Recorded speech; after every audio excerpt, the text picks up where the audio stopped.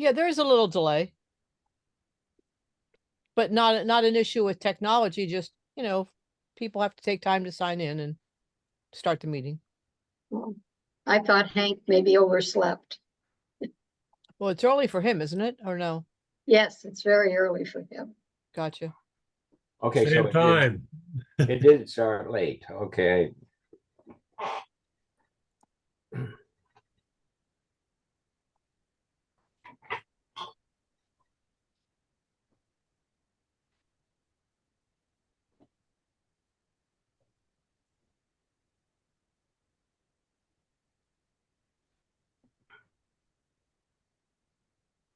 If there's anyone here who missed last week's meeting, I did. Sharon? Yeah, I did. I was at the opera in the movie theater. But if anyone missed it because they tried to sign on using this usual link, Oh, you couldn't do that because there was a different meeting ID, different meeting ID that we used. Yeah. Yeah. There was a different program that was being run last week.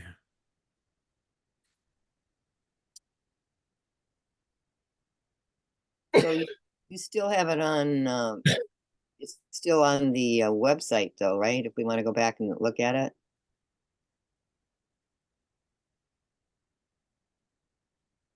well, it's recorded, isn't it? Yeah. I Yeah, thought. it was recording. Yeah. I'll be back in a minute. Hold on. Okay. I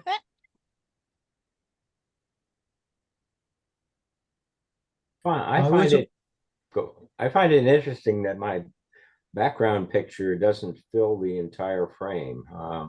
It has in the past. I don't know if it's a special setting or something.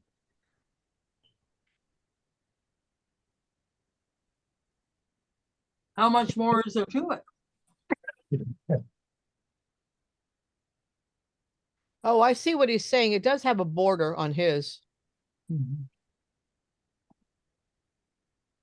It may have to do with the Okay, I'm aspect back. ratio that it may have to do with the aspect ratio of the picture or True.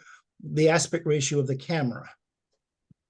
True. No, this is, well, you might be right.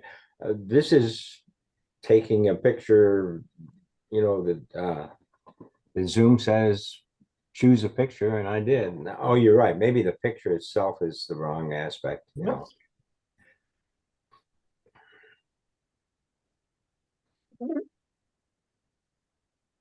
I had to adjust that using YouTube.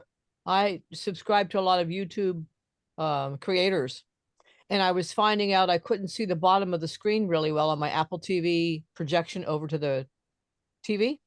So I had to go into my TV settings and adjust the ratio for it to fit better. So you never know where all the little hidden things are to do. So, well, Will, if Yes. you go into the video settings and right under camera, there's a couple of check boxes. One says original ratio and the other one says HD. If I click my original ratio, my picture changes. You see how my picture changed? Yeah, I do. And then if I unclick it, it fills up again. Okay, let me take a look.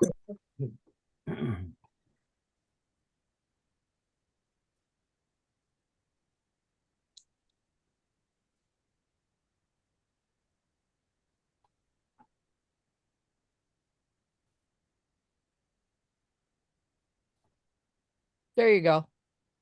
There you are. Okay, I clicked on HD. Great. Ta-da! Thank you. Thanks, David.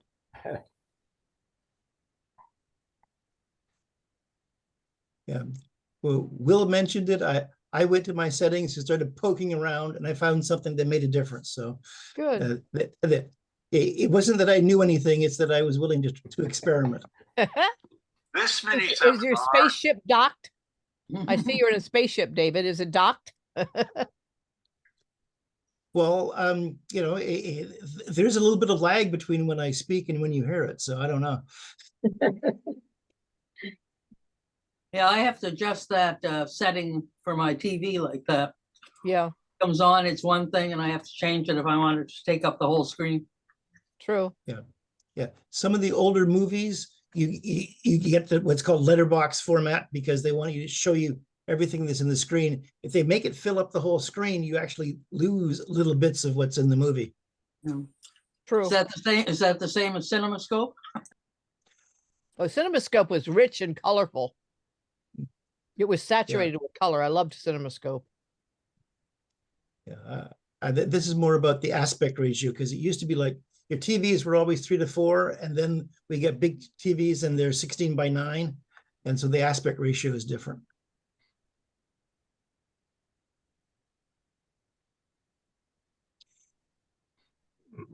Okay, everyone. I'm going to run a video today that will teach you how to do some useful things. I think I need to, yes. Well, that's all right. I have not muted everyone, but I'm ready to proceed.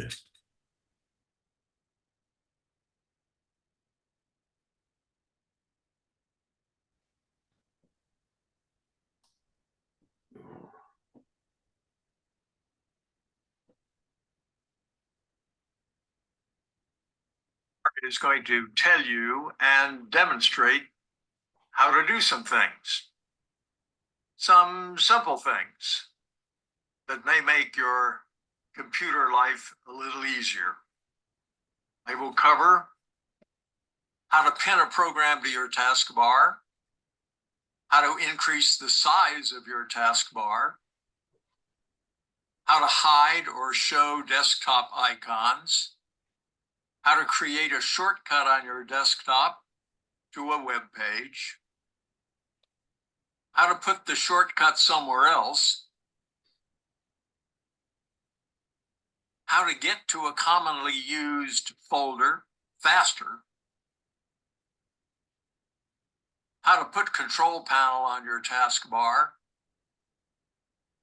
how to eject a thumb drive or external drive before disconnecting it,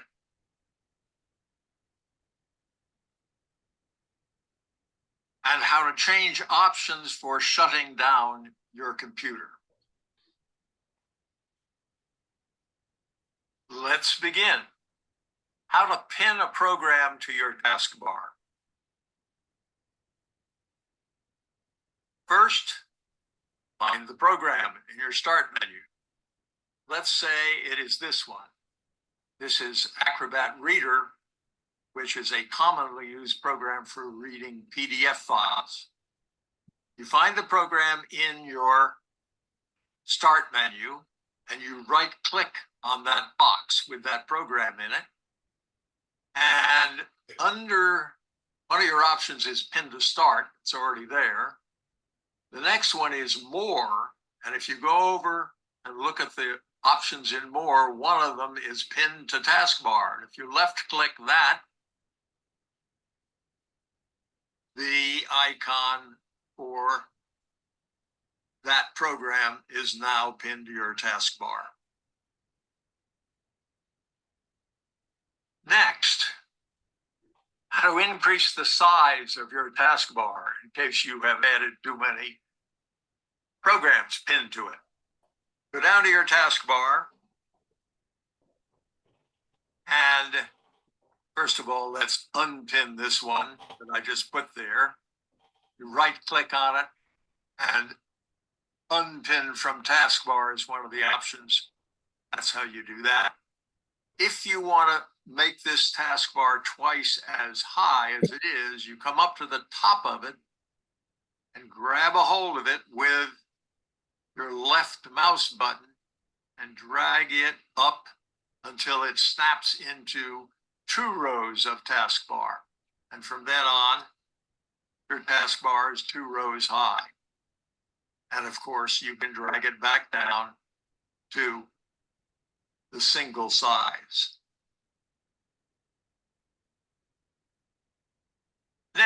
how to hide or show desktop icons. Well, first of all, you show your desktop, which you can do by bringing your mouse all the way down here to the lower right corner, or if that doesn't work, you can hold down your Windows key and type a D.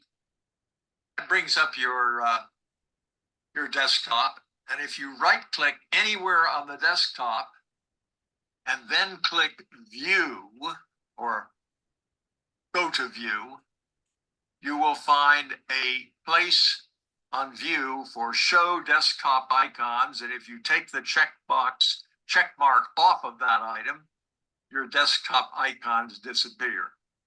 You right click again, go to View, and put a check on Show Desktop Icons, and they are back. Now, how do you create a shortcut on your desktop to a web page? Well, go to your desktop, right click on your desktop, and go down to New and choose Shortcut. Left click on that, and you will get a box into which you're being invited to type the name or the location of the item, which can be a URL for your website that you want. So now if we go to the new website and we put in something like GoDaddy.com, we end up with GoDaddy's website, and we can click up there, highlight the address of that website, type Control+C, then go again to the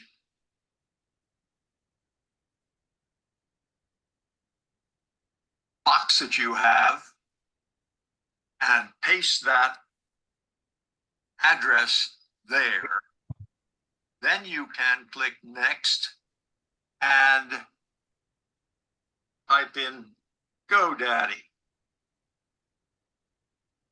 And when you click Finish, you will find that on your desktop, there is a website that when you click on it, will take you directly, or double click on it, will take you directly to GoDaddy's website.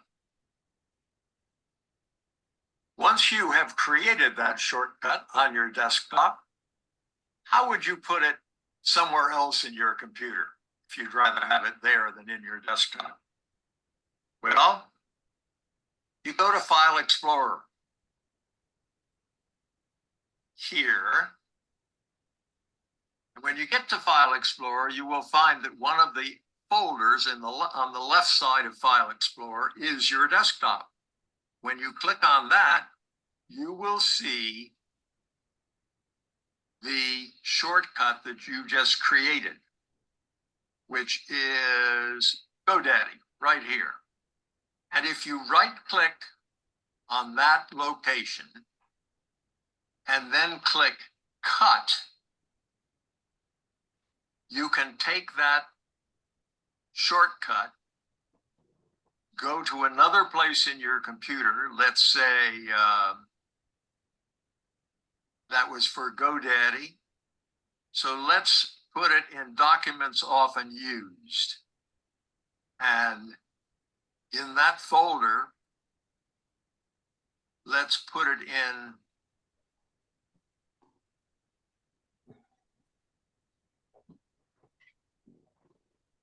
a folder called Website, which isn't there yet, but it can be if I click New Folder and then type Web Sites, DES, click or type Enter, then come down to Websites, right click there and click Paste. And in Websites, when I double click on this, you will now see GoDaddy. And if you go back to the desktop, that GoDaddy shortcut is gone. Next, how do you get to a commonly used folder in your computer faster, easier? Well, there are two ways. The first way is to add a number to the name of that folder in File Explorer. Let us go, for example, to File Explorer here.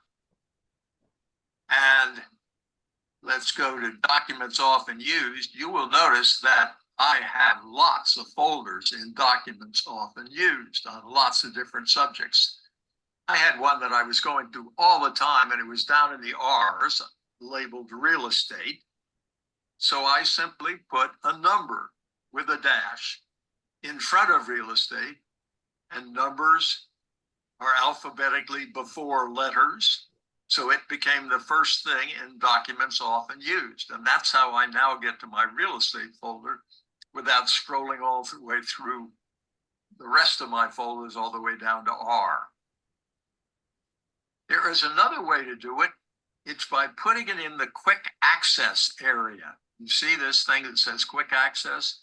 And when I click the little arrow left of click quick access, it shows all the things that are in quick access, one of which is Documents Often Used. Well, if I come over here to Real Estate, select that folder, then right click on it, one of the options is Pin to Quick Access. Now, Real Estate is right here at the first thing in the left column of File Explorer whenever I open it. If I right click there again, I can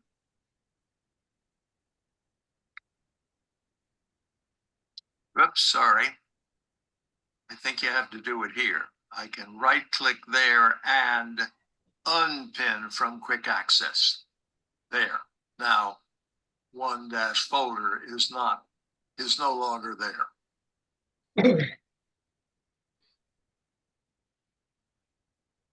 One of the things you might want to do to make your life easier is to put Control Panel on your taskbar. It's not as easy to get to from the Start menu as it used to be.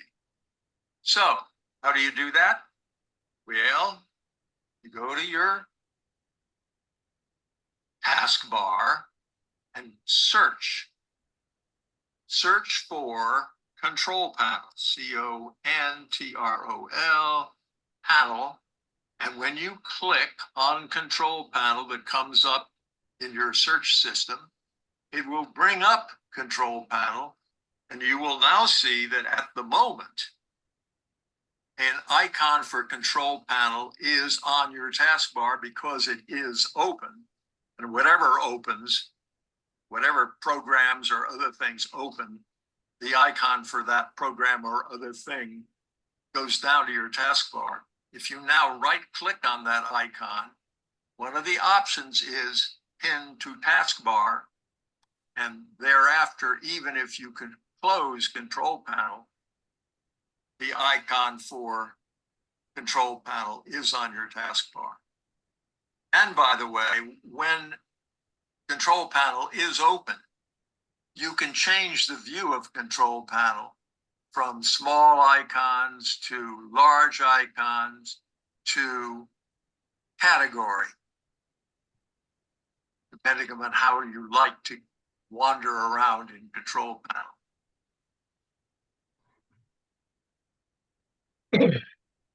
If you have a thumb drive or an external hard drive plugged into your computer and you disconnect it while it is doing something, you can ruin all the information on that drive. Here is a way to probably make it safe to disconnect one of those drives. If you go down to your to your taskbar, way over on the right, there is a place for hidden icons. And if you click on that, you will see that one of the hidden icons is one that looks like a thumb drive, and you hover over it, it says safely remove hardware and eject media. And if you left click on that item, it will give you an option of ejecting the things that are connected to your computer. This one, for example, I have an external hard drive, and if I left click on that, you will find that going back to the same place, you do not see that external hard drive anymore. So it is probably very safe to eject that external hard drive. Finally, how do you change the options for shutting down your computer? When you go to the start menu and the power item there are various options for shutting down your computer. Hibernate, sleep, shut down, etc. Also, if you have a laptop, when you shut the lid of your laptop, different things will happen depending upon what the situation with your computer. So how do you change all that? Well, first thing you do is go to your control panel. And when you get there, you change the view to small icons, and you'll find one that's called Power Options. When you left click there, you will see that you can choose what the power buttons do, and you can choose what closing the lid does. When you click that, you will see that when you press the power button, when you press the sleep button, and when you close the lid, different things can be chosen to happen depending upon whether you're on battery or plugged in. You can change those to do nothing, sleep, or hibernate.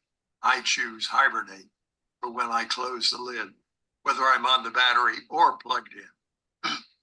Also, the things that appear over here when you click the power icon, mine is set to sleep, hibernate, shut down, or restart right now. Those options could be changed by going up here on that power options page in control panel and clicking change settings.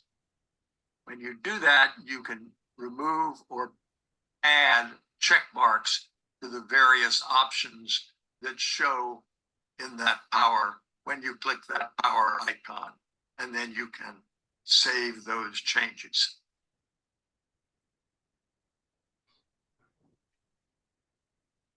That's it. That's how to do some things that might help you with your computer.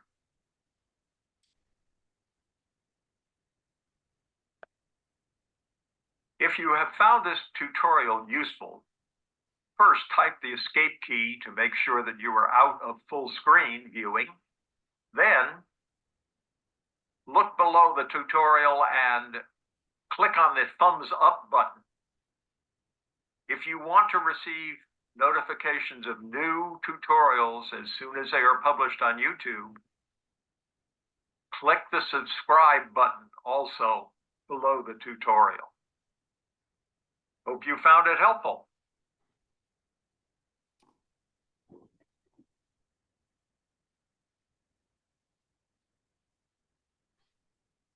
And there we are, back in the normal Zoom meeting window with 24 participants. Are there any questions? Joan? Yes, would you do number 2 again? The second one? What was the second one? I forget. Increasing the size of the taskbar. I couldn't see anything change. Oh, okay. You go down to the taskbar Mm-hmm. and hold on, I need to share my screen again. Okay. And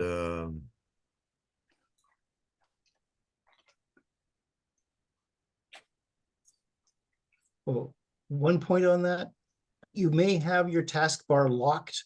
You want to make sure your taskbar is unlocked before you attempt to change its size. I couldn't see anything change from before. okay, it's probably because of the way the screen shows at the bottom. But when you slide your mouse, here's my mouse, you can see that if you slide it all the way down, when you get way to the bottom, your taskbar pops up. Right now, it is set to have 2 levels, and you can go to the upper level and go And to we the we We can't can't see see any anything. of the. Yeah, I think you're only sharing your browser and not your whole desktop. Perhaps. don't know. We can only see Trump. At any rate, who was it that asked the question? Sharon? Joan. Joan, if you slide your mouse down to the very bottom, your taskbar should pop up, does it? Yes. Okay. If you grab the top of that taskbar with your left mouse button What and do you mean by the top? Sites, BES. Click. hold on. Type enter. If you grab the top of that taskbar Okay. with your left mouse button and slide up, the taskbar should become 2 icons tall. Once again, I ask, how do I grab the top? You If I might comment, you have to move the cursor back and forth across the top, and it becomes a double-ended arrow. That's when you are grabbing the top of the taskbar. Okay.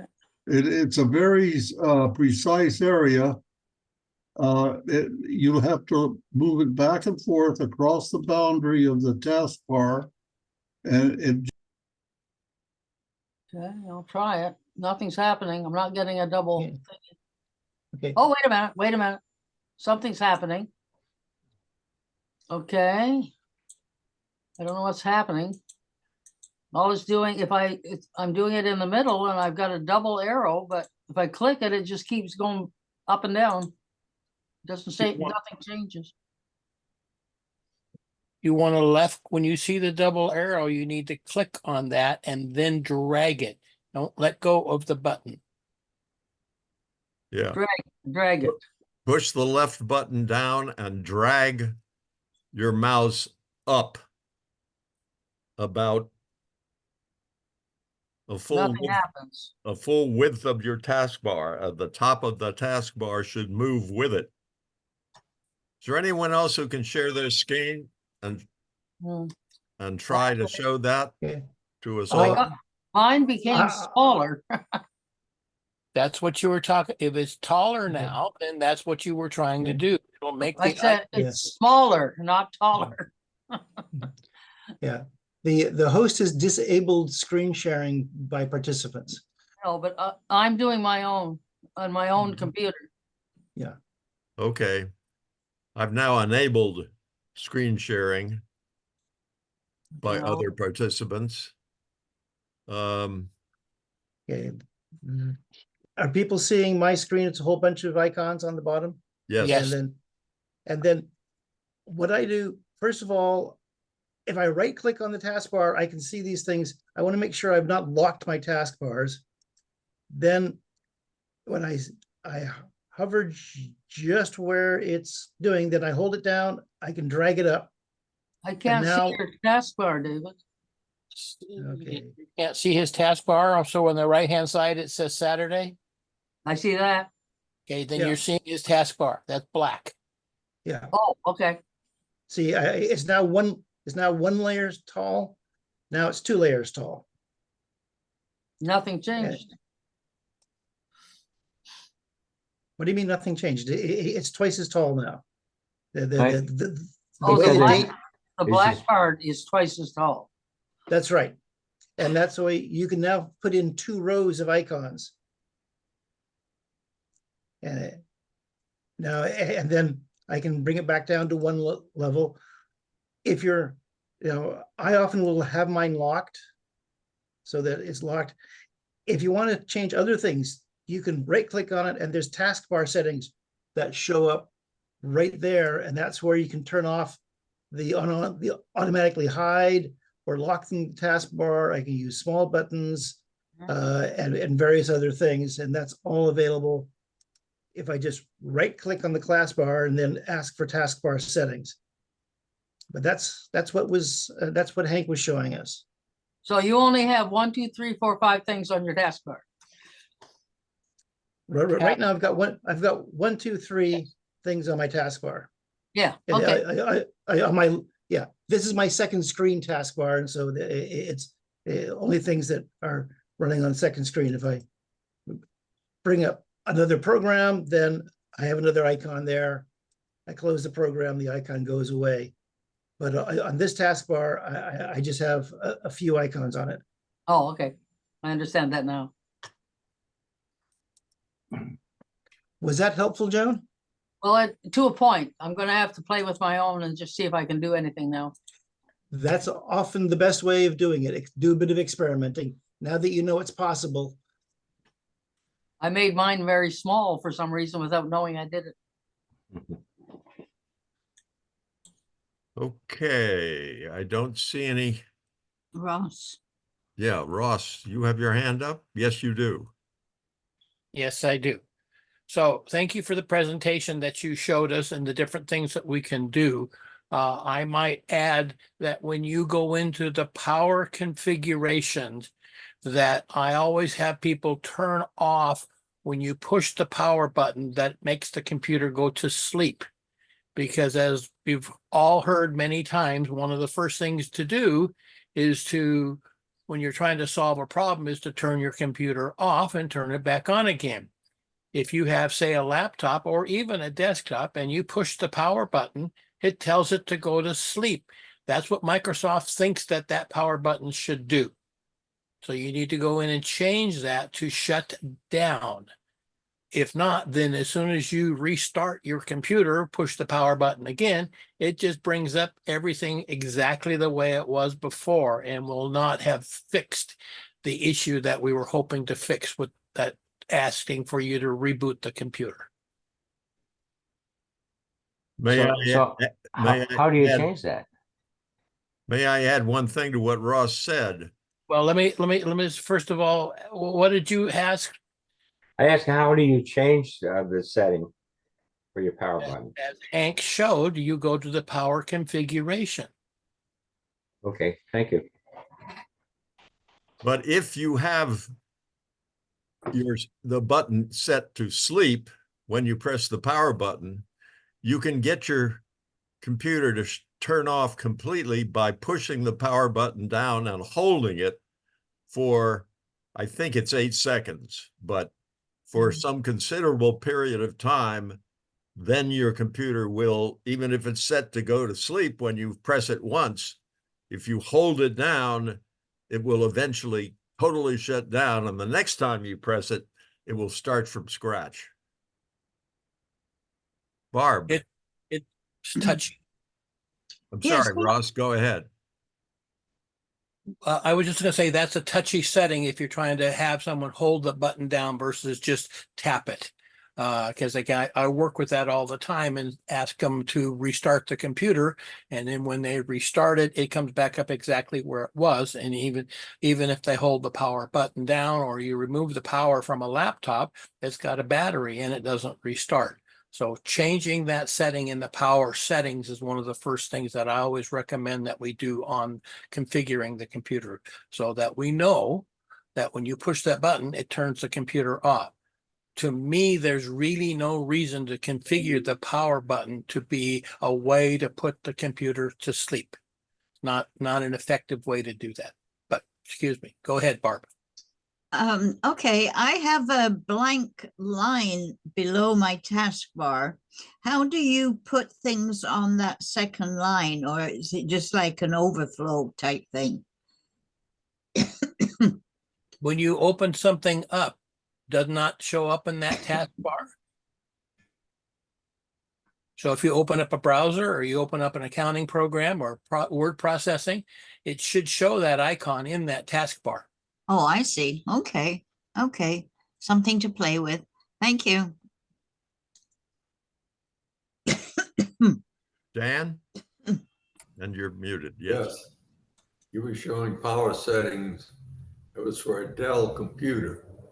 The power settings are controlled by the BIOS.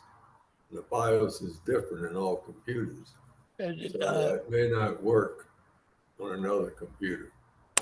I think you're mistaken, sir, that we're talking about the configuration in Windows, the power configuration in Windows.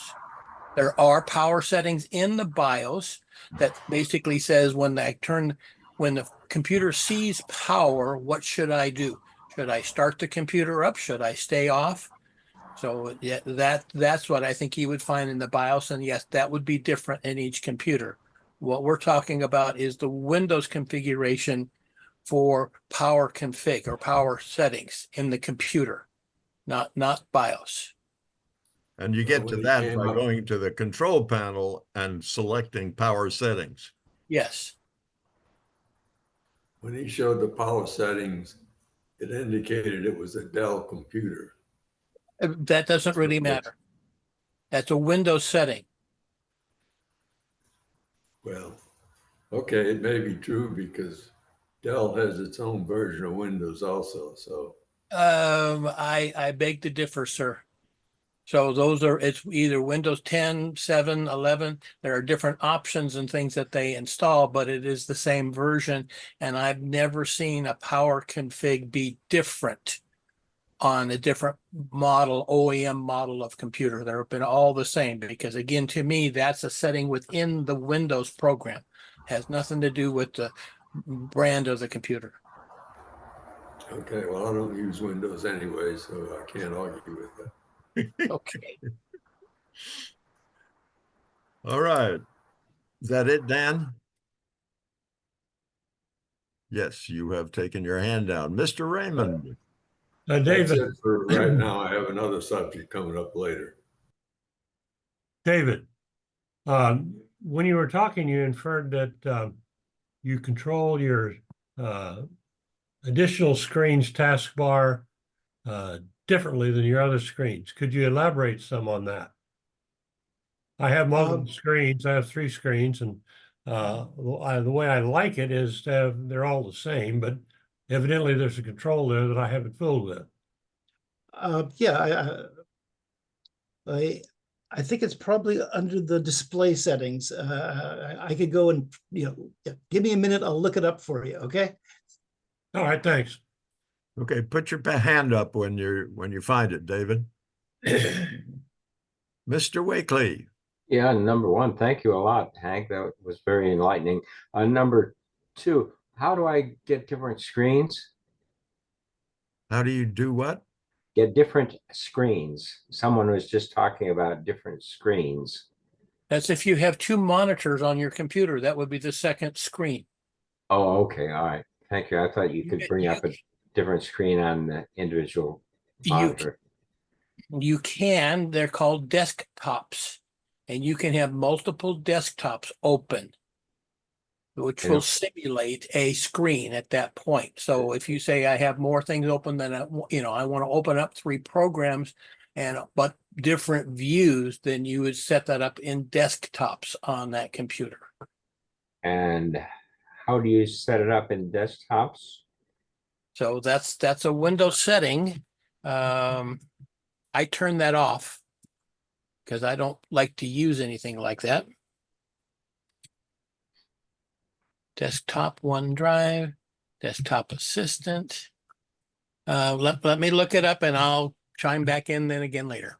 Okay, thank you. Hank, while I'm on here, do you get paid for these presentations that you do on YouTube? I used to a long time ago when I first started doing this. But now, in order to get paid, you have to have thousands and thousands of views each day.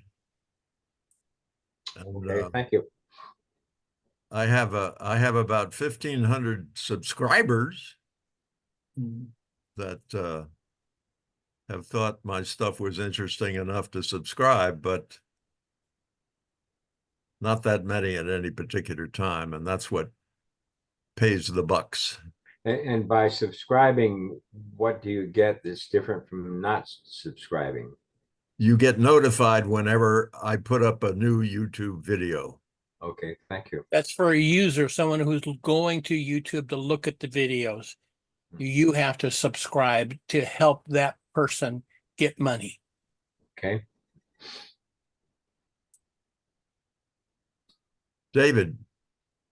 Yes, I have an answer to how to set up the taskbars and everything. I'm going to share my screen briefly. Go ahead. And on the taskbar settings, you can scroll down to multiple displays and show, taskbar on all displays is on, show taskbar buttons on the taskbar where the window is open. And that way I've got different icons on different taskbars. If I open it on my second screen, it shows up on the taskbar of the second screen. That's basically how we do that. We've got, I can show them on all taskbars, on the main taskbar, or wherever the window is open. And then I have the taskbar showing on all my displays. That's the couple of controls I use for setting up where my icons show up. Is that helpful? Yes, I understand. Thanks.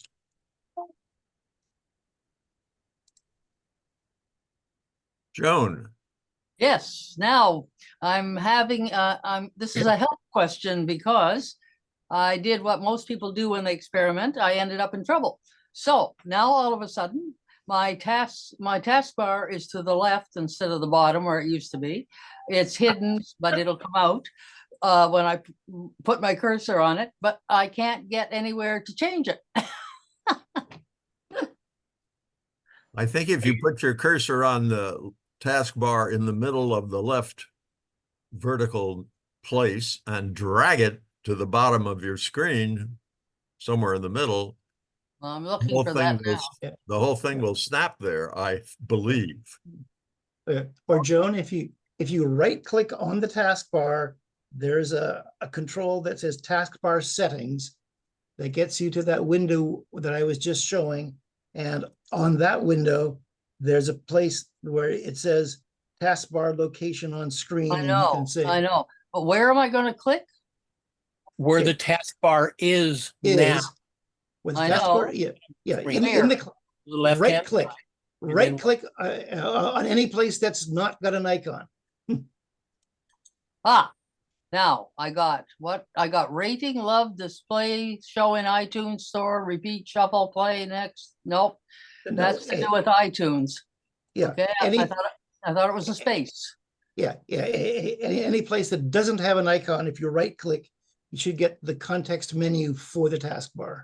I got options, show recents, open, remove from dock, open at login, show in finder, all desktops. Okay. You're right-clicking on an icon. No, I'm not. Well, is this a Windows machine? No, this is. No, it's a Mac. It's a Mac. Oh, well, yeah. Okay. Okay. Then all of these things don't apply because this is all for Windows 10 or 11. Oh, And what's happening is basically the space in between the icons is, I don't think half of it is showing. And so when I click on an empty space, it actually goes to the closest icon. Yeah, I'll keep unfortunately, yeah, unfortunately, Joan, I was giving you the instructions assuming that you had a Windows machine. That's So I think that Hank is correct. You should be able to left click into the taskbar where it is now and then drag it back to the bottom of the screen and it should move. If that doesn't work, you can go to the Apple and go to settings. And then there's taskbar under there and get the same type of options where we're talking about in Windows. Now, would it be system preferences as opposed to settings? System preferences. Yep. Okay. Now where? Taskbar. Doesn't come up. Let me try something else. Oh, here we go. I got some more stuff now. I clicked on a bunch of dots.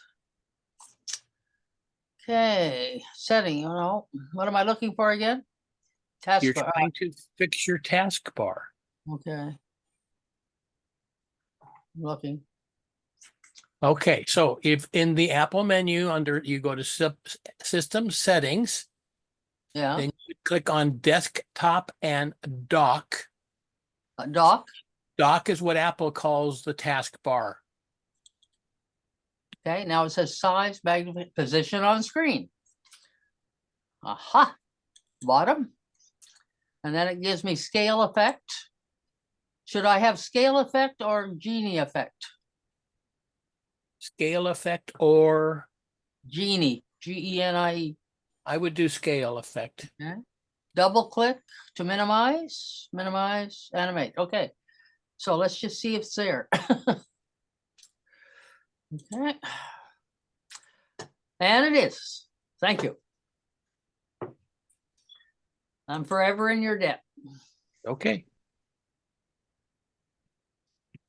And I managed to drag my taskbar all the way up to the left side and had a heck of a time getting it back because I have so many icons on my taskbar that I couldn't find a blank space to grab. And when you're doing this, by the way, it isn't left click on your taskbar and move it. It's left hold, left grab is what I would call it. Left grab somewhere in a blank spot on your taskbar and then slide your mouse while you're left grabbing to the right or left or even up above at the top. You can put your taskbar up there. Do you have Windows or Mac or Apple? Windows. Okay. And because you can do that inadvertently is why I lock my taskbar. Never done that. And David, where do you go to lock it? On that same context menu that you get by right-clicking in a blank part. Of the taskbar. Okay, Yeah. thank you.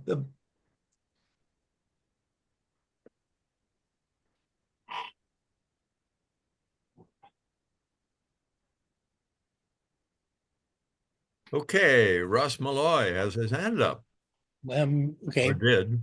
I did, and it jumped down on its own. But anyway, so to answer Will's question, in the chat, I put a link in there to Microsoft that says this is how for Windows 10 and Windows 11, you can show multiple desktops.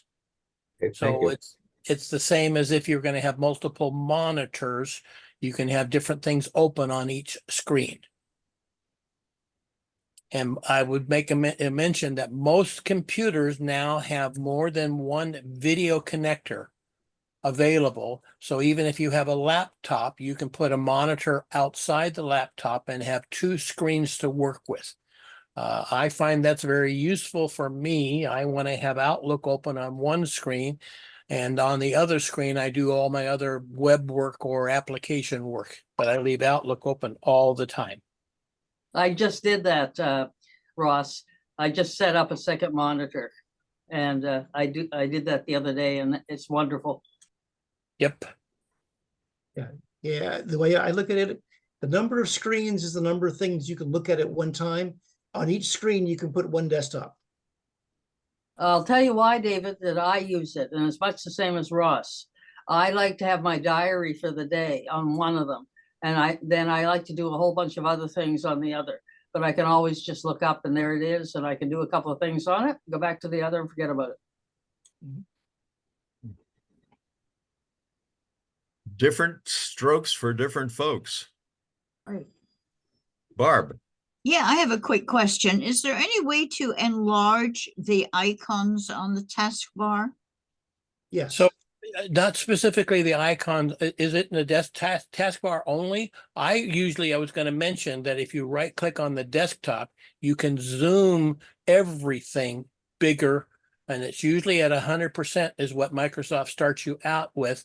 And I'm doing 125 to 150 for most people that have especially if they have a larger monitor, and it makes the screen much easier to see. So where did you find that? When you right click on the desktop, I get nothing. Oh, there's the thing there. Restore, move size. There we go. well, if you're on a blank desktop, a blank area on the desktop, if you right click, that says display settings. Oh, no, because that's okay. Okay, toolbars. That's the toolbar thing. Not in the toolbar. Again, desktop. Okay, I've got. Okay. Barb, you can also get there through accessibility. Yeah, I'm having trouble because I've got the I've got our pictures lining up, filling up my screen. So it So if you do a Windows key and D, it will push everything off of the desktop, and you can see the desktop by itself. And it will push everything back down to the taskbar where you'll have to open it up from there. But it's an easy way to get back to the desktop by itself. okay, so I do Windows key, which is on the lower left-hand side of the keyboard, right. Okay. and hold that down, and then tap the D key. D as in David key one time. Ah, okay. And then if you right click on the desktop, one of the reasons I love being here on a Saturday morning, I hear this joy in people. Someone will say, "Oh." Oh dear. Okay. They never thought that was going to happen to them before, and it's wonderful. Yeah, you're not really expecting it to happen. So Exactly. okay, so I go display settings. display settings. Uh-huh. Okay, okay. And then I've got color, windows, scale. Scroll down. Okay, scale and layout. So I've got like 125% on mine. Okay, so make it 150. So I can make it 150. And that will make everything a little bigger. Oh, okay. And you can do that there. You can go to 200. What starts to happen though is when you get too much of a zoom, is that when you're, say, on the internet, the page is too big to fit onto your monitor. Ah, okay. And if you need to have that screen that much larger, which a lot of people I work with do, and I run 32-inch monitors on my computer, then you just need to buy a bigger monitor. And they're relatively inexpensive. Okay. About Okay. $150 for a reasonable 32-inch monitor. Yeah. Okay, I noticed my taskbar now has changed into two lines type thing. Okay, good. That's good to know. You can push it down then again also, as David showed you. Right, right. Oh yeah, and everything on my screen's bigger. Okay. So how do I get back to where I was now? So you, on your taskbar, you have all those icons that have dots below them are things that were open. So if you want to go back to Zoom, then you have to click on the Zoom icon, the blue circle with a ZM in it, and then that will take you back to showing you just the Zoom on your screen. There we go. Okay, great. Okay, thank you very much. And one other thing that you can do about this size of your taskbar and the buttons on it, if you go to taskbar, if you right click on your taskbar and then left click on taskbar settings, one of the options on the screen that comes up is use small taskbar buttons. You can turn that on or off to change the size and the number you get on one line of a taskbar. Yep. Okay. I don't find most people that I work with want to have things smaller. They need to have them bigger. Bigger. But you're right, that will let you do that. And if let's say you have a 50-inch monitor that you're working with, then yep, you could use the smaller icons on the bottom down there to work with. And the only other thing I was saying, Barbara, if he has talked you into getting a bigger monitor, the monitor you have now could be your second monitor as your second display. Right. All right. Okay, who has their hand up? Stanley. Yes, previously somebody mentioned something about putting something in the chat window. I went to see the chat window and discovered I couldn't see anything in there. Is that other people able to see what was placed in the chat window, or No. was nothing placed there? I cannot. I can't see anything. Yeah. In mine, it's basically the only thing I can post is to Hank. And it may be that Hank could then post to the rest of us. Yeah, let's see if I can copy that. Yep, that's all it gives me is the option to send it to Hank. Correct. And I've copied it now. And I will put, oh, wait a minute, hold on. This is I need to click this to everyone in meeting. And Control V. And now enter. There we go. Yay! Yay. Now, to remind people that you can open the link, but you can't copy it.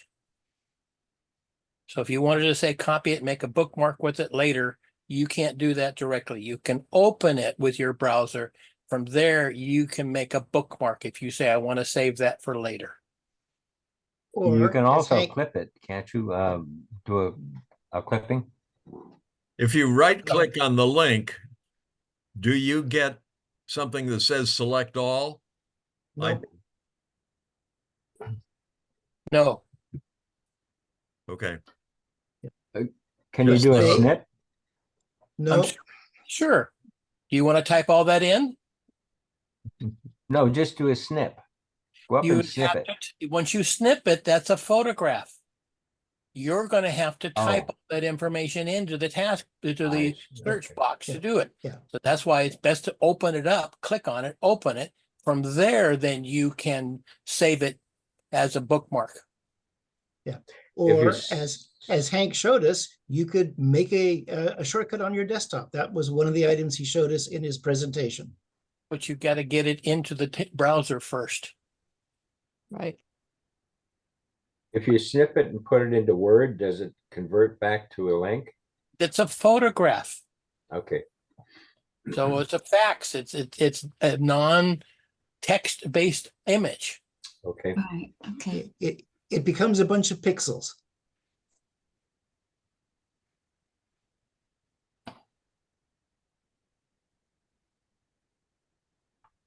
Hold on, I've got a message from Jim Fagacci that I want to read and see if anyone can help.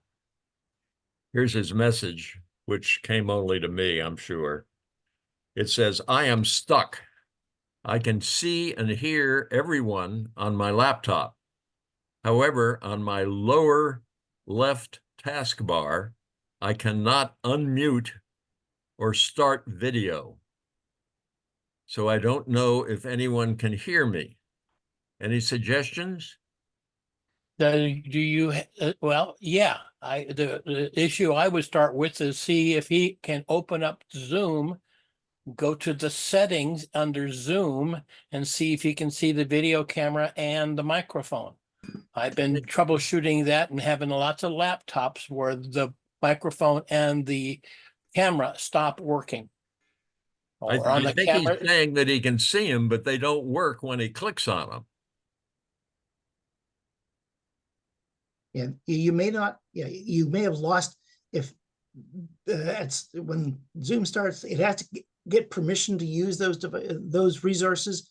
And if something else has grabbed them and is using them, then Zoom can't.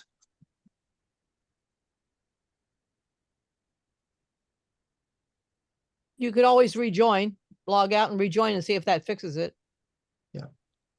and if Yeah. that doesn't work, Jim, you can call me and I can remote in on your computer and we can go through settings in Zoom.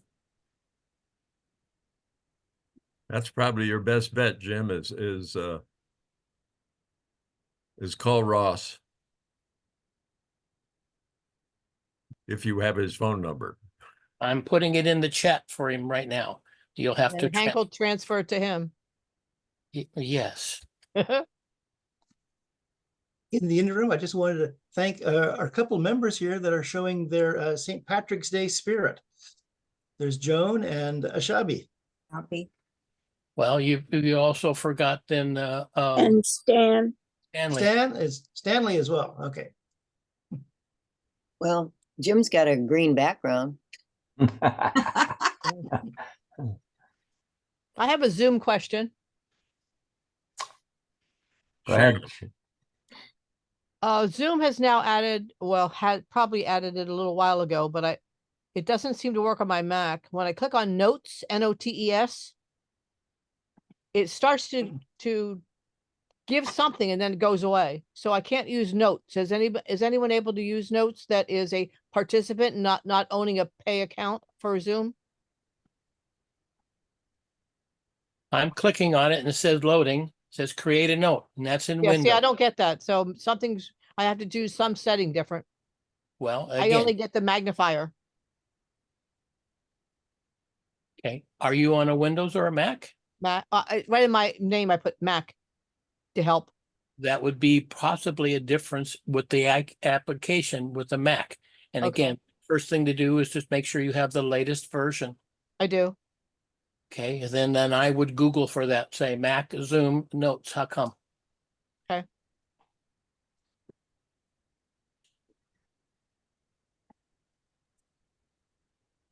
Dan, Yes, I right-clicked on that link.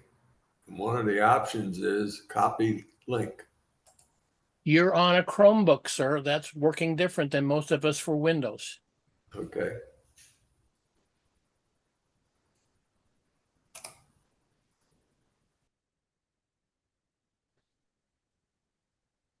let's see, I need to.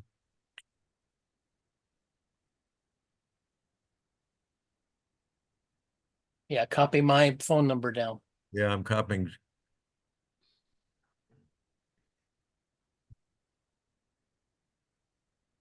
To Jim Fagacci, direct message. Well, you can post it. To everyone, huh? Sure. Well, I can help anyone. If we, most of the time it's short questions and I don't mind answering those at all. I use a program that lets me remote in on a Mac, a PC, a phone, a tablet. And then I can have them run the mouse or I can run the mouse on PCs. On a phone, I can't do that, but on a Mac, I can do that as necessary. But again, most of the time I try to show the customer, this is where you click, this is what you do, but we can both see the same thing. Because a lot of times the terms that I'm using are different than the terms that the people are using. So this eliminates that. And then once we disconnect, I can't come back in again on the computer unless you ask me to. Ross, just for information, what program, now, they have to run the program on their side and let you in, correct? Yes. So it's mine I use is called Splash Top. Mhm. Okay, I need to. Oh, yes, if I probably already have Ross's number somewhere, but if you could put it in the chat, I'll write it down again. And maybe it's Splash and then Top, did you say? He sends you an email with that link.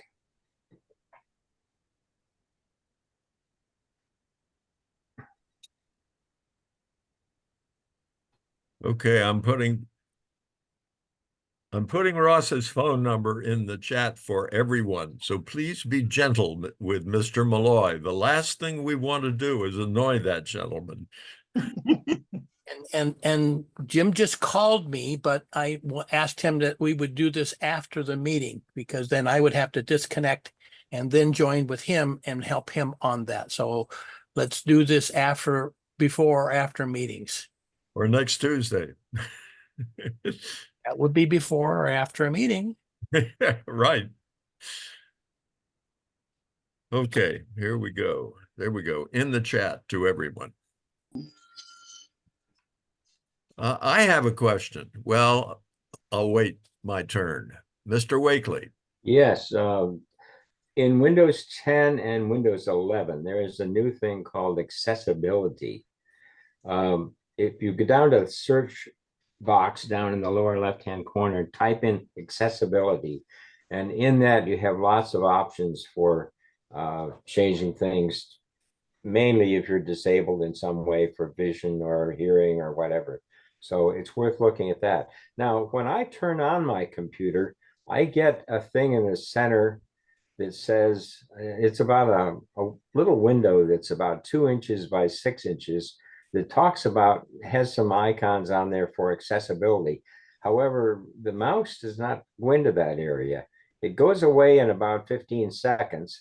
So it's not all that big a problem, but I don't know any way to get rid of that thing. It seems to come up whenever I turn on the computer.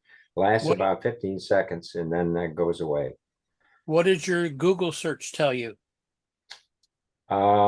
I haven't been able to find an answer to it in Google search, but maybe I haven't asked the right question. Well, when I type in accessibility and type enter, I get a screen that says display. And it allows me to make text bigger or smaller and make everything bigger. I'm on 100, I run 150% all the time. Make everything brighter. You can do that on a sliding scale. And there are several things that you can turn on or off, like showing animation in Windows and automatically hide scroll bars in Windows.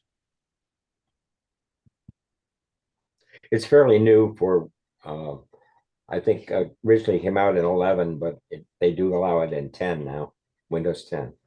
It's always been in 10. Has it always been there? Okay. Always been in 10. And Ross has his hand up. So I wanted to make a couple general statements of things that I've been working with. First is I would really recommend that everybody try to go to the webmail portion of your email program. So you go to gmail.com, you go to webmail.san.rr.com, your Yahoo account, and you try to sign in from a new browser and see if you have your password. And if not, then you need to start working with whatever that provider wants you to do to get your email address password. Because once you get locked out, it is really difficult to get back in again because the bad guys are taking advantage of calling up the email providers and say, yeah, it's me, unlock it for me, give me the new password. So they're trying real hard to not give out the password to anybody. So if you, again, you just need to go in. Second is I've been working with a gentleman and we've got about 4 or 5 days, a couple hours each day to get his computer back. That was brand new, but it got a corruption on the hard disk and he lost all Windows. We had to reformat the drive and we're in the process of restoring all of his information. Now he had a Carbonite backup, so we're able to get the information back from Carbonite, but he had 100 gigabytes worth of information, and that takes a while to push down and then push back up. But you really need to have a backup of all the information that's important to you somewhere else than in your same home or where your computer is. You need to have a cloud backup of some kind. And I know it's not free, but that's up to you on your data. I don't want to hear people call me and say, well, I didn't do a backup, but I need my information back. Well, if you didn't back it up, then it wasn't that important to you, apparently. The last is that Yahoo and AOL, a lot of the email providers this last week and a half or so have changed their requirements to be able to send email through their services to the end users. We started getting that from some of the businesses that we work with, and they've tightened up their security requirements, and it requires that the other email senders, most of those are private email accounts, say for businesses, or if you have your own personal web email that you have, not a Gmail, not a Yahoo, a lot of those are getting blocked.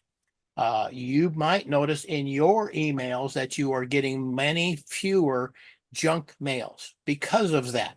That's what the purpose is to reducing of junk mails. And that's what's going forward. And the email providers are trying as hard as they can to block all those junk emails come in, because it's a large percentage, 70, 80% of the emails that they have to handle are junk. So if they can block them at their front door, it really helps them out. That I went for backup, I would say you want to use a Carbonite, an iCloud, or a OneDrive. Those are online services that are not free beyond 5 gigabytes for the iCloud and OneDrive. Carbonite you have to pay for from the beginning, but they do work well. That's it. Stanley. You're cut off, Stan. Yeah. I recently purchased a mini camera. This is the box that it came in. And it's the first time I tried doing that in this method. I was watching Prime TV, and I was watching the free version, and ads keep coming up. And one of the items was for this mini camera for setting up a monitoring of the front door. And it seemed fairly reasonable. It seemed like $35. And they had a QR code on the screen, and I snapped that QR code. And it took me down a primrose path and explained all about the camera and features and cost. And anyway, I bought into it. And so actually about 10 days it took to get it to me. I found it very difficult to set up. It involves Wi-Fi and hooking into my router and Bluetooth as well. And I first came up with receiving on 5G, and it turned out, no, that didn't work. It had to be 2.4G. And anyway, it was very difficult. There was tech support available. And curiously, the whole outfit was in Lithuania. But there was tech support, and the young lady was very helpful in holding my hand and talking me through it. but it just got to the level of my frustration level. And I said, no, I want to send it back. And they were willing to send it back. But I was used to people sending me a return label. I could slap it on and send it off. Well, that wasn't the case. Yep. I have to mail it, or I have to send it registered so I have a number. So anyway, the camera looks like it has good features, but I just want to be caution you on that. Ross is nodding his head greatly, and he probably has more horror stories on this type of thing. Ross? Yeah, I work with people all the time. So I got this good deal, but now I'm having trouble and I want to return it. And we had one that was a bedspread that came that where the customer didn't even want it, and it showed up, and the bedspread was like $75. And then when we went to return it back to China, it was going to cost $150 to return it. So I really hesitate for people to buy things off of just when you go to the internet and find a website or off of an ad. I try to only buy things like that from Amazon. There's another service that I'm using that's a low cost called Temu, T-E-M-U. That's kind of like saying dollar store kind of stuff. But they do, there's low cost items that are there. And if it's a $10 item, I'm just going to throw it away. I'm not going to worry about having to try to return it because it's just not cost effective. But using your PayPal account to buy things from eBay, buying them from Amazon, that really will help you from not getting into these type of situations. As far as the type of device that you bought, I would say with one, again, I would look at Amazon and say doorbell cam or something like that, and then see what they offer and find out the limitations. But yes, you have to hook in any of those devices. You need to hook into your Wi-Fi and have your Wi-Fi password for that. The one that when you showed that was there, my first question is how long does the battery last? Because that's a battery-based device. It's not a one that replaces the one that I have. I took the doorbell off and it has the 12 volts coming in from the doorbell. And that's what charges the battery that's in there. You can buy lots of video cameras that have batteries in them, but then you have to be able to, if you put it up into a high corner, now the battery goes bad. Now you got to get back up in that high corner to open it up to charge it. So it's all those things. And the last is I want to say is on all those items, if you look at the reviews. And if you've got a very high number of positive reviews, then you're probably going to be helpful with it.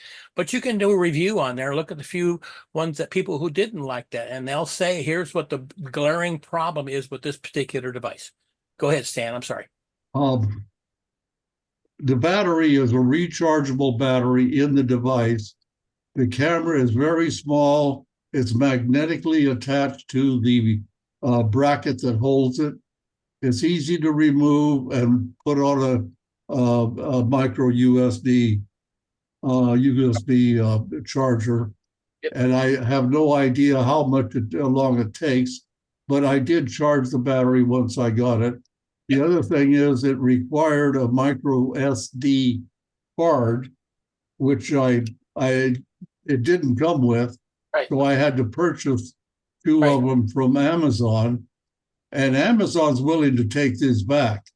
So I'm going to return these. They're only $25 for 264 gigahertz micro SD. So anyway, I got stuff to return back.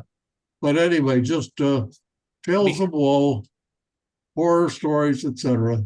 Thank you for listening all. And thank you, Stan, for sharing that, because some of us get stuck with stuff and we're embarrassed that we got stuck. You don't want to come to confession, huh? You have to be careful with the doorbell cam. Stan and I don't get embarrassed over anything. Pat. I just had a question about, I'm using the carbonite and all that, but I don't check it to see that that it's actually backing up. And I got an email saying that it hadn't backed up in about 3 weeks. So I'm Right. wondering if I have carbonite, it's supposed to back up every day, I was under the impression. And Yes. so, or on a continual basis. So I'm wondering, am I supposed to be checking that carbonite every day to make sure that it's actually done something, or, what's the upshot on that? Well, as far as how often you check it, it's all dependent upon how important that information is to you. You can look at the icon for carbonite and and open that up, and it'll tell you right there, it's backed up. It's backed up in the last 2 hours, which is generally within what it does. Carbonite does not work on a calendar or a clock schedule. Every time you modify a file, it makes a list and says, okay, here's a new change to this particular file, and adds it to the list that it's going to be backed up when your computer then becomes available. It's not using a lot of internet and you're not using a lot of computer power. Then at that moment, that's when Carbonite kicks in and starts doing its backup. If you sit down, back down again, and start using the computer heavily, then Carbonite will back off and stop doing any backup until you're done. But Carbonite works best if you have it on a computer where it's left on all of the time, and then Carbonite will keep a backup of all of those files. Now, in there, it should tell you under your account that you may need to pay more money, re-enter your password, reinstall the program. But there is an 800 number for tech support from Carbonite that will help you do whatever you need to keep that product working. That's one of the reasons why I like that program, is it notifies you directly saying, hey, we haven't got anything from this period of time, and tries to alert you saying something's going on, please check. So if I put my computer, at night, I put my computer to sleep, that's perfectly fine, right? No. No, you can't put it to sleep? Well, if you want to put it you want it to back up? Yes. Oh, I thought it was backing up when I put it to sleep, because I wasn't using it, you know what I'm saying? You're putting it to sleep. You're telling the computer, go to sleep. Don't do anything until I wake you up. Oh, And that includes backing yep. up the carbonite. Right. And when the gentleman I'm just working with, and I need to call when I get done with the meeting here, is that when we reinstalled Carbonite on his computer, it went into those settings that Hank showed us today, and made a new profile, a power profile, that says turn the monitor off after 30 seconds, but never turn the computer off. So it sits there, lets the computer run. So the computer is always backing up and always restoring, because his information was going to take days to come back down. And if you have a lot of information on your computer, when it first starts, then it takes days for that information to get put up. If you're turning it off after a series of hours, you've stopped that operation and Carbonite can't work. I would recommend that you go into the settings, under the power setting on the setting system preferences, and set it. You can turn the screen off after, say, an hour or so of you not using it, but I would leave the computer running. Okay. And there's no downside to that. Is your backup working? Yeah, it should be now. But it's not working. You just said it wasn't working. That you got an error message from Carbonite saying that there's a problem. The downside to me is that you don't get a backup. Oh, okay, so that's okay. All right. Well, I meant if there was a downside to leaving it on all the time. In other words, should I, like I usually put it to sleep at 8. So if I leave it on till, say, 10 and then put it to sleep then. I mean, I thought somewhere along the line that there was an advantage to putting things to sleep. It's better to leave the computers on all of the time. Okay. They don't use that much power as they used to use. And heating them up and cooling them down can cause problems. Again, I would go in and do the settings for sleeping within the computer and let the computer take care of it. You don't need to go in and manually do anything with it. Oh, okay, all right, thanks.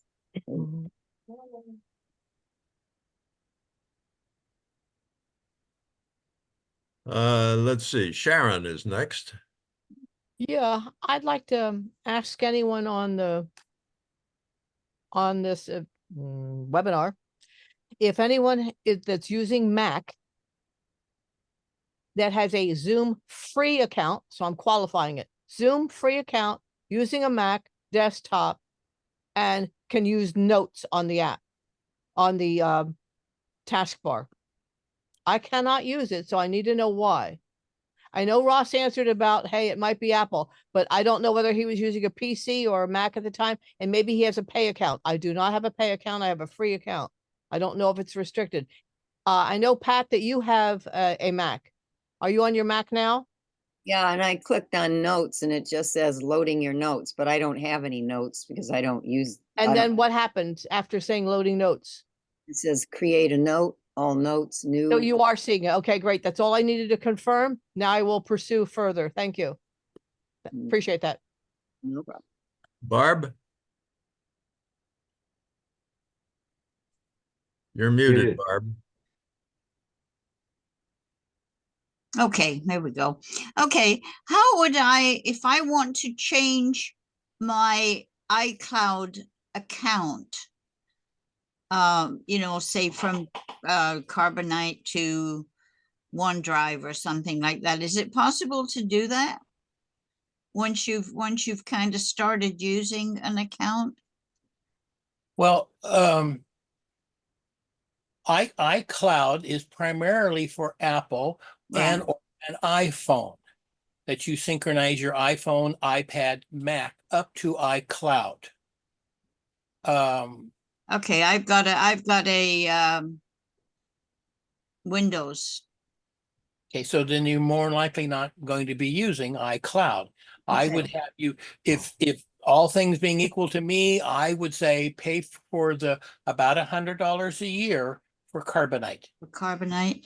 Okay. Install it. You don't need to have the high-end version of Carbonite. You just need to have the basic, the lowest cost version of Carbonite, and let that work. Okay, I forgot what I got started on, but I get a message now come up saying that I've exceeded my 5 Your 5 gigabytes. 5 gigabyte. So, okay. So Carbonite, so I can go for a year. Okay, and then there's no problem kind of switching over. Well, they're two competing products. If you're getting if you're saying I'm using OneDrive, which is the little cloud icon on the lower right-hand side of the screen, that's what will give you a 5 gig limit. And I use that also. I pay them $2 per month, $19 a year to Microsoft to back up items on my computer up to Microsoft. Now, that's not the programs. That's just my data. Data. That's just my data. And you have to be careful with OneDrive to make sure that your data files, if you're storing them somewhere else, are included in that backup. Carbonite is much easier for most people to use because it makes those decisions for you. And again, we'll notify you and has technical support to help if and when there's a problem. Okay. Okay. Thank you, Ross. If you go to Carbonite, then we probably should turn off OneDrive. Right. Okay. Okay. I will work on it this week. I'm going to leap in here now and ask a question because I keep putting my hand up and it sits there for a while and then it just disappears. So I really was ahead of the 4 other people who had their hands up, but you can't prove it right now. No, I have the same issue, and it does, I did get a pop-up that I noticed that says that we're gonna put your hand down in 5 seconds if you don't click here. I don't get that. It just disappears. All right, let me proceed and ask my question. This is something that I need to do because I need to do it for the seniors computer group. I have what is called a list in America Online and AOL, which is where I do my emailing. And the list has 30, well, right now it has about 45 people in it, but it needs to be purged because the new list has come out from Mr. Wakely that only has 30, what is it, 33, I think, right now. So I need to get this list in AOL into a spreadsheet. And I have not found a way to do that. I can get the list. When I click on the thing that says export this list, it exports all my emails, which are several thousand. I send it to you as a spreadsheet. Yeah, I know you did, but I have my list, which I need now to change, and that's the thing I need. I need to get my list into a spreadsheet. What is your list in? So I would, my list is in a thing called lists in AOL. Oh, And that list has a name. The name is SCG. And if I go to the to box or the BCC box in an outgoing email and type SCG and then hit enter, it will put those 33 or 45 emails into an outgoing email or into the BCC box. But I can't put it into a spreadsheet. I can put it into an outgoing box, but I can't copy that box. Anyone have a suggestion? have you talked to AOL to find a way to convert Yes, lists? they could not help me. They cannot convert lists to a They spreadsheet. cannot convert the list into a spreadsheet or they can do a screenshot of it, but I could do that. No. I'm looking it up here through Google, and all I'm seeing is the same thing that says that if you want to do a list, that you usually have to get the whole list, not a particular group. Yeah. And I understand your question, and I can do that in Gmail. It took a bit to figure out how to do it. I know how to do it in Outlook, but I don't see how to do it from AOL. What can you do in Gmail? Because I have Gmail and well, what you could do is you could export your AOL list to your Gmail account. that would Your whole account. 2,000 of them? Well, only the ones that are important. No, the only way I can export to a spreadsheet is my entire email list. I understand what you're saying. And when you export that list, does it come up with the, can you see when you export that list from AOL and you bring it into Excel, does it put that into any categories? Does it show you across the top there? Like No. for street address, it does not take those pieces of information along. Well, Hank, don't you have just a list for this group? For this meeting? In AOL, and he wants to bring that list out of AOL to his Excel program so he can edit it. But the only way that I can see here in a quick view of Google and what he is seeing is that does not let him do his group list only. It does all of the email addresses. What I can do, one of the options when I pull up the list, when I type SCG at the top, it gives me a scrollable list of all those emails, all 33 of them, not all 2,000 of them. And one of the options is send an email to this list. Yes. So I can put all those emails in the to box Yep. of an outgoing email. Yep. Is there any way that I can pull all the emails in a to box out Yep. into a place that I can turn into an Yep. Excel spreadsheet? Yep. So if you send it to your, say, Gmail account, and then so you send it from your AOL to that group, and your name is in there. So you put everything in the carbon copy or BCC, or if you have an older email that you've sent to that group, forward it to your Gmail account. Once you have it in your Gmail account, you can open that list up. If you click on that list name, it should open it up and show you all the email addresses that are in there. From once you can see them in Gmail, you can highlight that, copy those, and create a new list in your Gmail account. Gotcha. From there, you should be able to export it. I'll try that. And if it doesn't work, I'll call you later, Ross. Thank you very much. All right. It's the group, the email addresses, as far as address books, and when we have one in the phone and one on the tablet and one in the Mac and one in AOL and one, it's a real pain in the patootie. Which is why you use Outlook. Dan.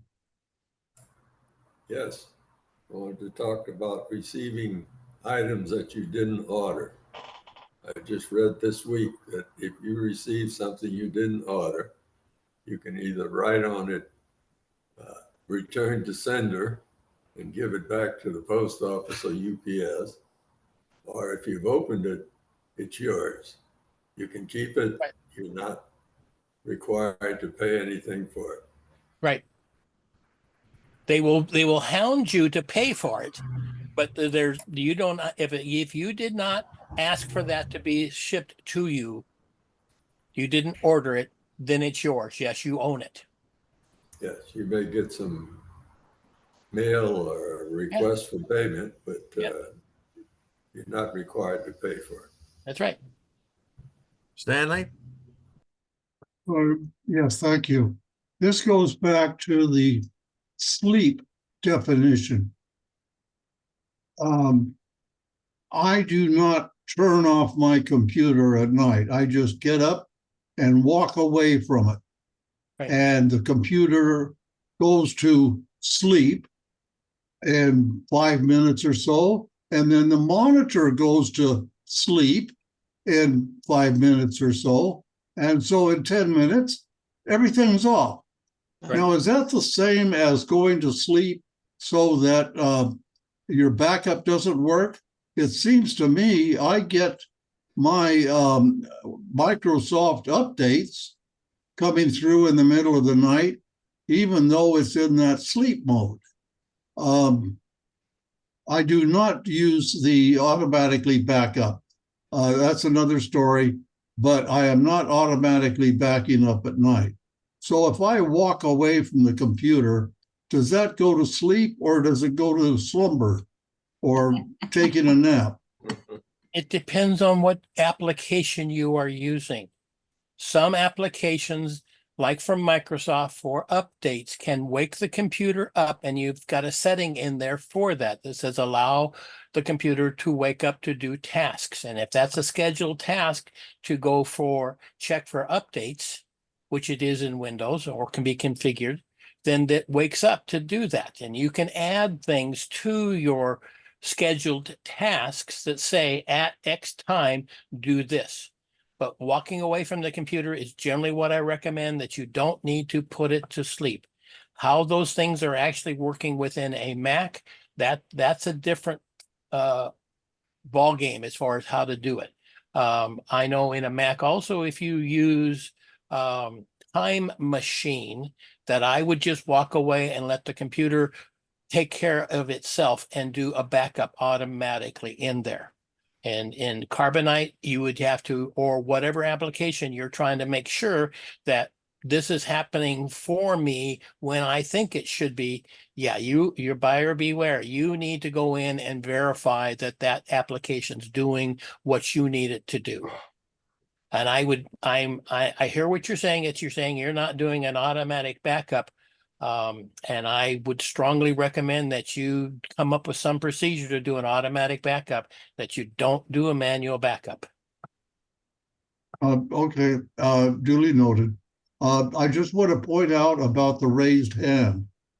I had my hand raised for, it seemed to me, about 20 minutes, and it did not go away automatically. And then when I started talking, after a while, the raised hand went away magically. I don't know whether somebody else lowered my hand or if that's the way it's supposed to work. I don't know why it goes away otherwise. Yeah, I think because I had that problem too. As soon as you stop talking, it goes away. So yes, that's it. That does happen. But I have a question, or maybe I'm somewhat answering the sleep thing. Actually, on the Mac, there are settings for that. How long do you want it to do this, that, and the other thing?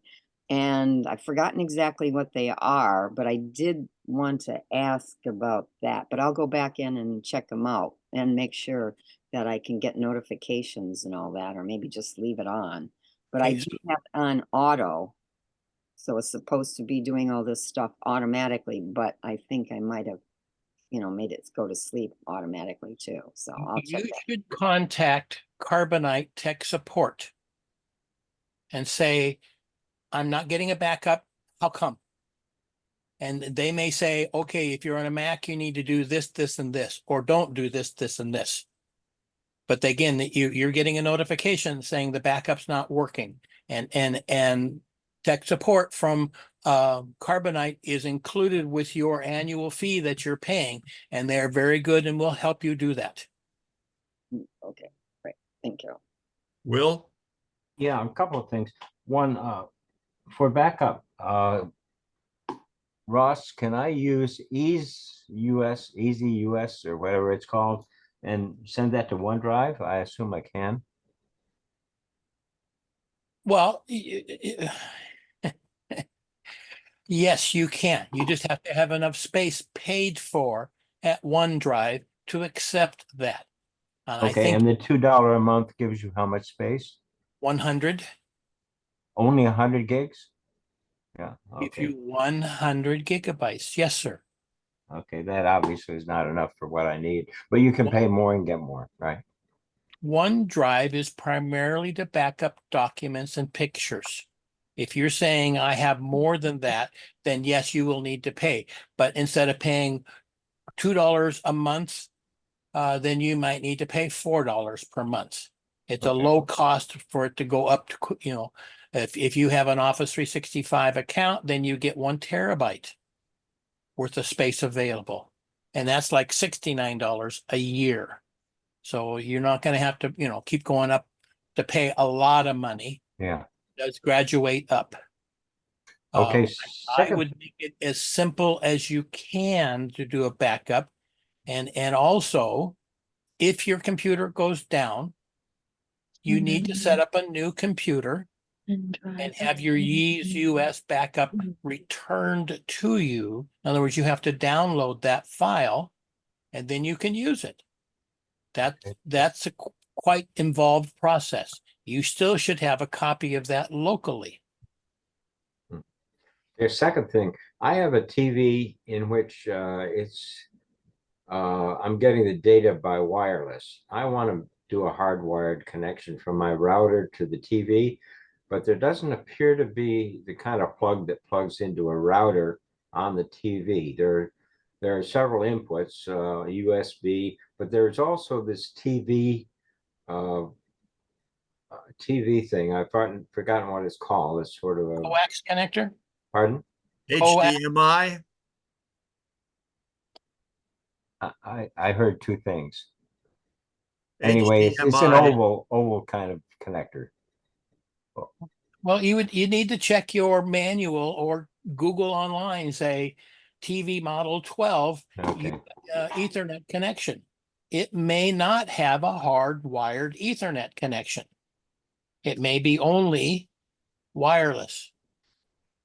Okay, thank you. Will, I think the audio in and video in are coax, which is a ring and pin type connector that just goes straight in. And that's not what we're talking about. No. That's for plugging in a video recorder or something. And the other one is the HDMI, which is one of those 5 or 6 pin molded device, which is very distinctive. Thank you.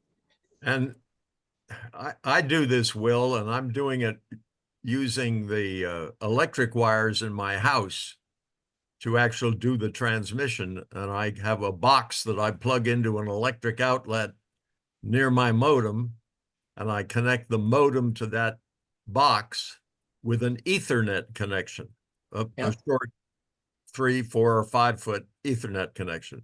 Yes. My TV, I plug another box into the electrical outlet near that and do an Ethernet connection between there and my TV. So if you have an Ethernet connection on your TV, you can do it that way. I don't have an Ethernet connection on my TV is a problem. Yeah. But there's this other connector that's sort of a long oval connector for TV. What is that called? I would Google for your manual and say Ethernet connection if Yeah, that's your okay. You can't just take one of the other connections and say, I want to use this for an Ethernet. If it doesn't have the plug-in connection. People are asking questions. Hello? Yeah. Hopefully. Someone speaking? We're getting feedback from Jane S. I think that's from, yeah. Jane, do you have a question? I just muted Oh. Jane S, so we'll see. Okay, I have a quick question going back to storage again.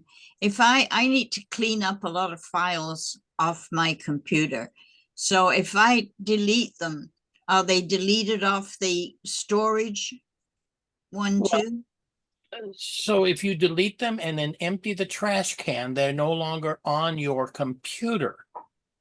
If it's, say, in my documents or photographs or in the areas that, excuse me, OneDrive is backing up for you, yes, it will free up space online.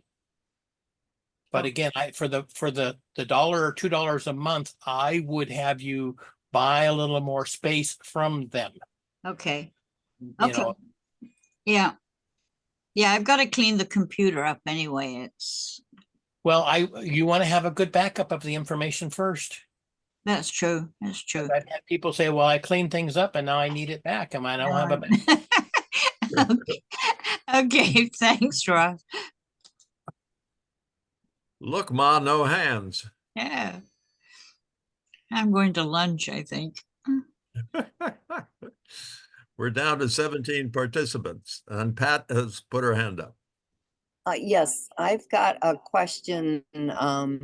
Something popped up on my thing here. Remind me later. I use iPhone as a webcam. I got no idea. But it had to do with cleaning up. And it actually, it pertains more to my iPhone than the computer, but also the computer. If I put photos in an album and then I want to delete them from the way iPhone does it, where you have them by the year, but if I put them from the year into an album and I delete the ones that are from the year, will that delete the stuff from the album? You have to take it out of iCloud.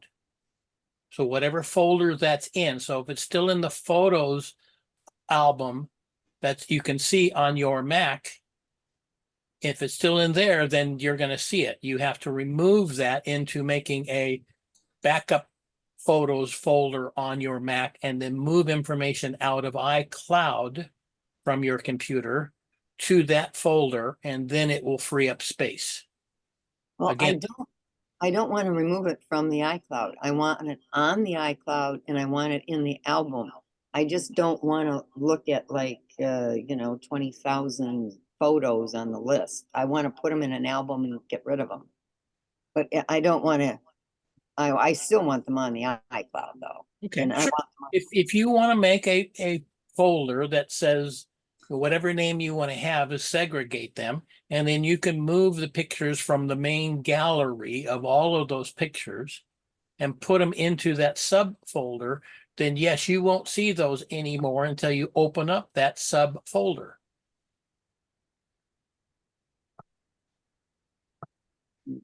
Okay, all right, I'll try it. I would, again, that's, I would say you could call Apple support and they should be able to help you saying, I want to do this.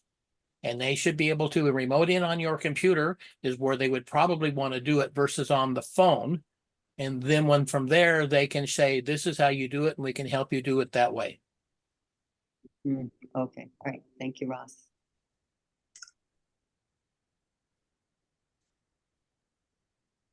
Okay, happy St. Patrick's Day, everybody, and see you in the spring.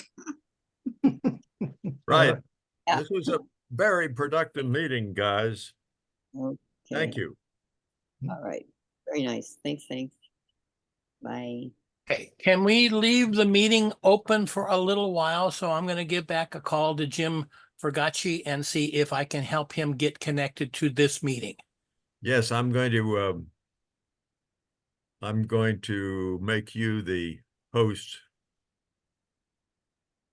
Okay, or the co-host or whatever. I'm assigning you and I'm leaving. okay. Everyone else can leave.